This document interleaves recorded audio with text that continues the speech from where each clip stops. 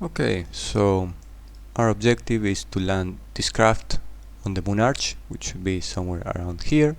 So we need to perform a deorbit burn. We're currently in orbit, and also a plane correction because the current orbit takes us close, but not exactly where we need to go. So let's switch to the archive, and we're also going to increase the instruction per update a little bit. We don't want to be waiting for the simulation. Clear screen, but come on. Okay, so now we are going to choose the landed coordinates option, and we enter the Mun Arch coordinates, which are 2.4630555 by 81.5308333. Okay, we'll leave the altitude margin of 5 meters by default, so we won't change that, and start the process. Now it's creating a few helper nodes. You can kind of see where the orbit after the deorbit burn is going to take us. Here we see the prograde error measure in this direction of the calculated landing solution. Well, while I was talking, the program already found a landing solution which is within 2 meters of the coordinates, so the objective was to be less than 5 meters, so that's why it stopped there. So now we see the craft. It's already pointing in the correct direction to perform the deorbit burn. We wait for a bit. After the deorbit burn, it's going to perform a small correction using RCS, and so we wait. Okay, now's the deorbit burn.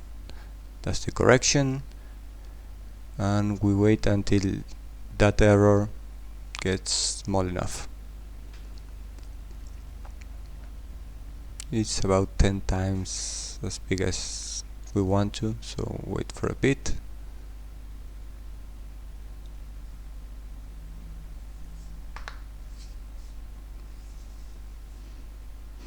This is a very important step to ensure we have a high landing accuracy. Okay, we disable RCS. Now we are in the correct trajectory. If we look at the map, we see that our orbit now has changed the plane to lead us to overfly the Mun Arch. So now we point retrograde, and from this point forward there are no more guidance. We leave all the guidance to SAS. We set it to retrograde mode and leave it there for the entirety of the landing. The only thing the script is doing now is waiting until the right time to start the engine. It's going to set the throttle to 100% and then stop it at exactly the right time, so we end up on top of the target. So still a bit until we reach the target, about 4 minutes, so we're going to warp a bit.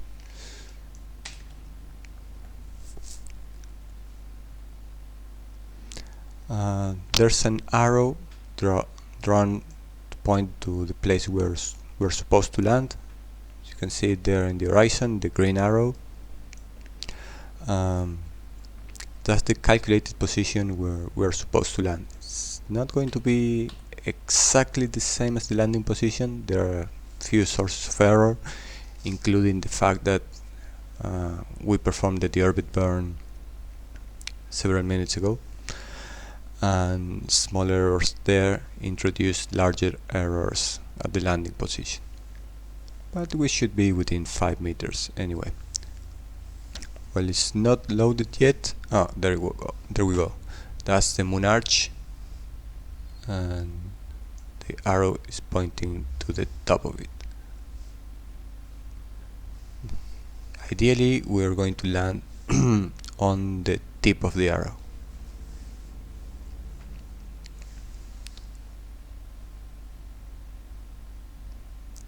Okay, let's change a bit the angle here to see the craft from the side. Now the landing burn started.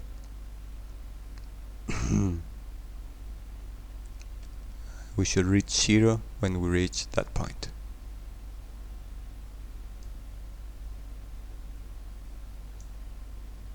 There we go. Okay, so now we landed on the top of the Mun Arch. Great.